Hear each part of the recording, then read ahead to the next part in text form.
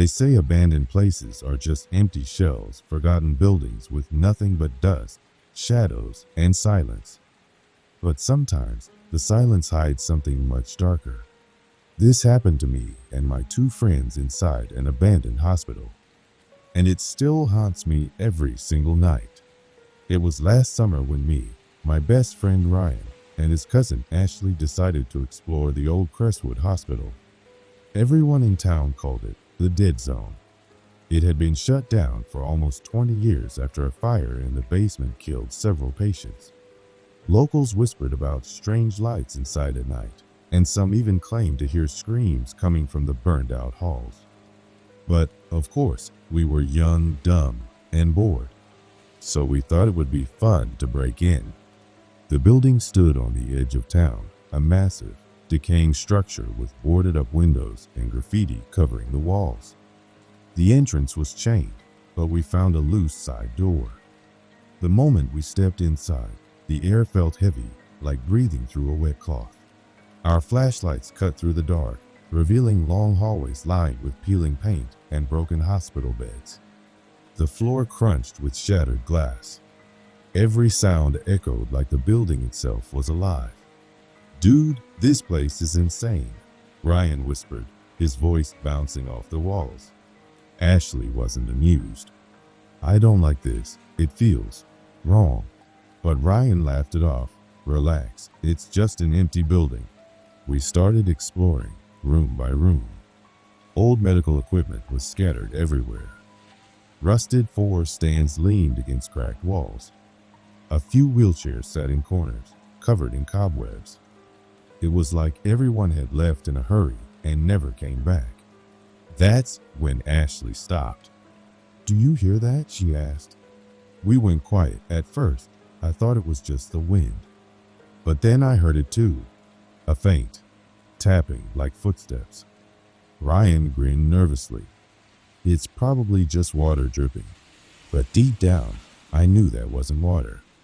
We kept moving, trying to ignore it. Our flashlights hit a sign. "Psychiatric ward, 3rd floor." Ryan's eyes lit up. "Let's go there." I didn't want to. Everyone in town said that's where most of the deaths happened during the fire. But Ryan insisted. So, against my better judgment, we climbed the stairs. The 3rd floor was worse. The walls were blackened with smoke. Doors hung off their hinges. The smell of burnt wood still lingered after all these years. Then we saw something chilling. A hospital bed, with restraints. The leather straps were burned, but still intact. Ashley whispered, "Someone died here."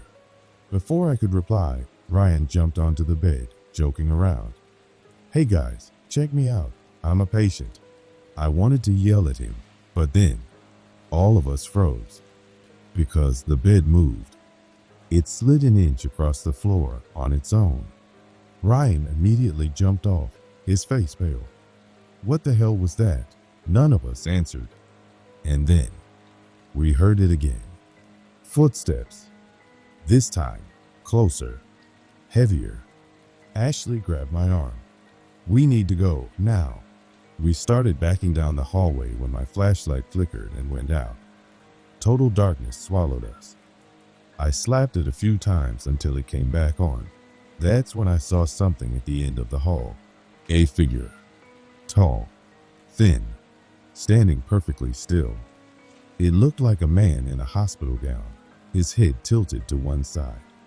His skin looked charred, like it had been burned. "Run," Ashley whispered. But before we could move, the figure twitched. Its head snapped upright, and it started walking, slow at first, then faster. Ryan shouted, "Go, go, go."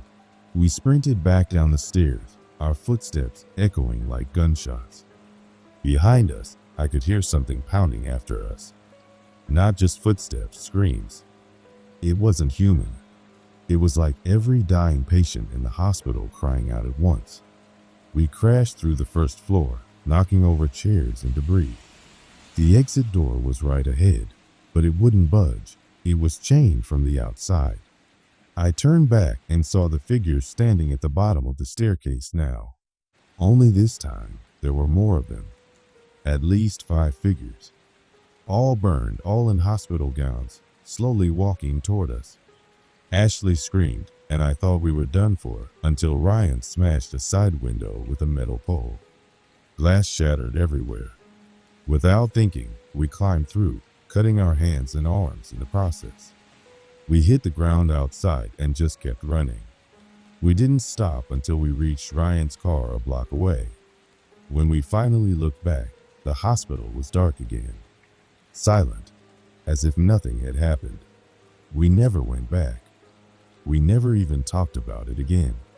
But here's the part that still haunts me. A week later, Ryan showed me a video on his phone. Apparently, his camera had been recording while we were running. In the footage, right before he smashed the window, you can clearly hear it. A voice, whispering, just one word. Stay!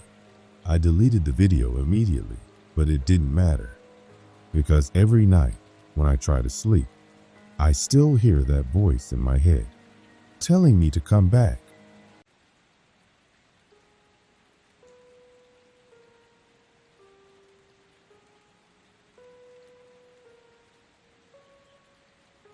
It was late October when Daniel and his 2 friends, Kevin and Mark, decided to go camping in the forests of Vermont.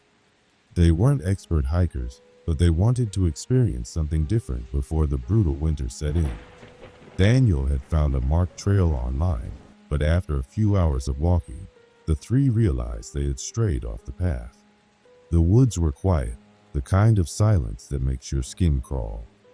Leaves crunched under their boots, and every sound echoed as if the forest itself was listening.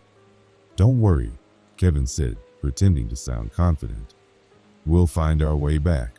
But after another hour of walking, the sun began to sink lower. The air grew colder, and shadows stretched between the trees. That's when they saw it, an old cabin tucked away behind thick branches, almost hidden from view.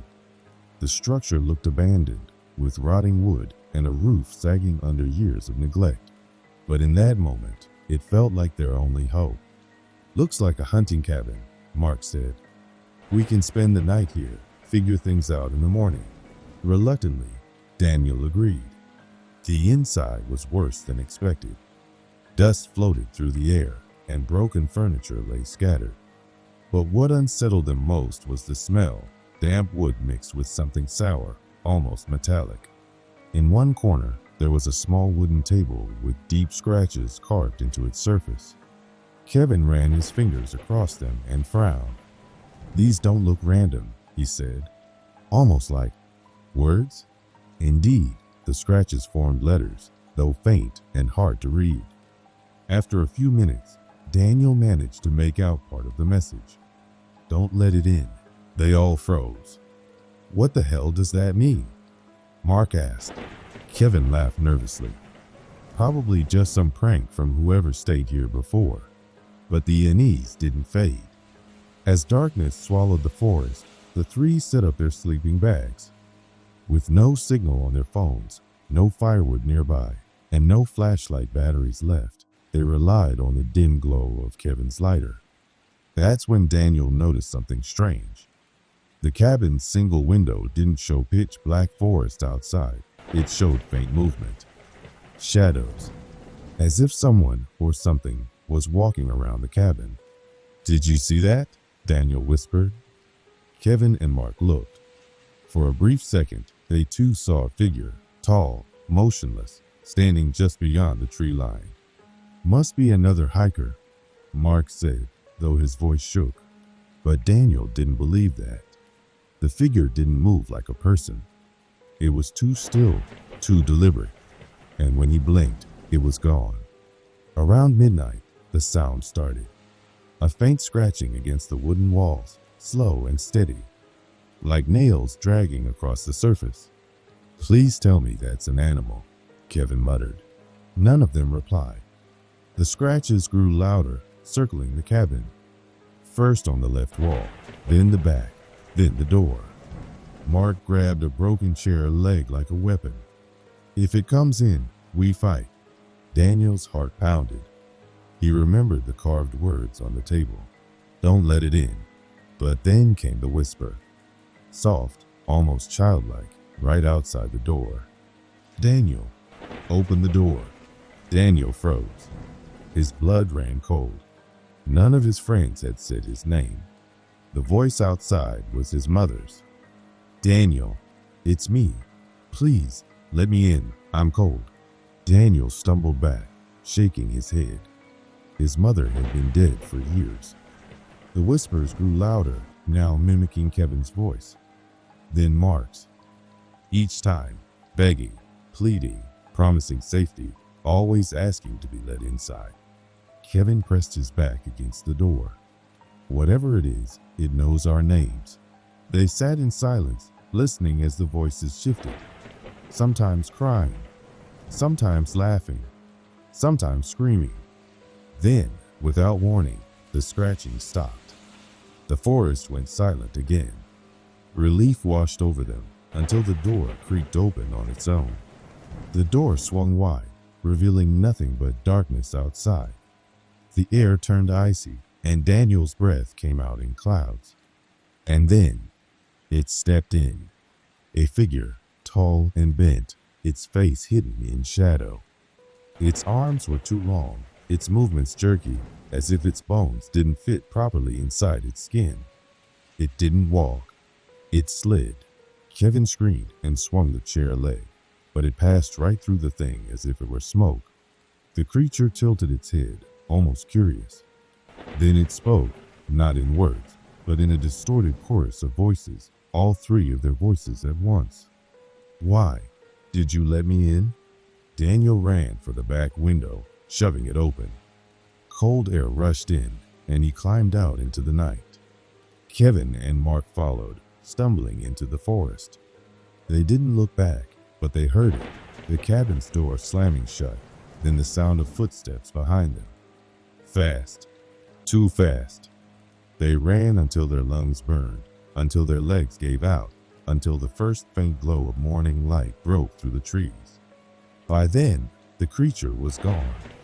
They eventually found the main trail and flagged down a passing ranger. But when they tried to lead him back to the cabin, they couldn't find it. The spot where it had stood was empty, just trees and moss. No wood, no ruins, nothing. To this day, Daniel swears he still hears scratching at his bedroom window sometimes. And whenever he does, he whispers to himself the same words carved into that old table. Don't let it in.